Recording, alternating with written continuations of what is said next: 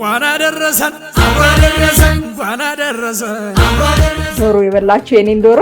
አልበላንም በልተሻል ከ14 ዓመቴ በኋላ እውነት ለመናገር በዓል አክብሬ አላውቅም ለሊቱ አይነገር እንዴት ይነገር ለሊቱ ሙሉ ዶሮ ላይ እየሰራሽ እያቋረጥሽ ሂደሽ ትምታያታለሽ እና ድሮ ምን ለብሳት ሸራ ጫማ ታስታውሳለህ ከስልክ የራቀ ከሰልፍ የራቀ የበዓል አከባበርን ብንለምድ ካልሲውና ሳጥቦኝ ወይ ጂንሱና ሳጥቦኝ ነው አልጋ ወድቅ ያለችው ትልቋ የራሱን የቻለ አለው በጧት ተነስቼ ልለብሳት እኮ ነው ወስዷታል ደረሰው ዳመቱ ደመተ ምሽቱ በሉት ተደሰቱ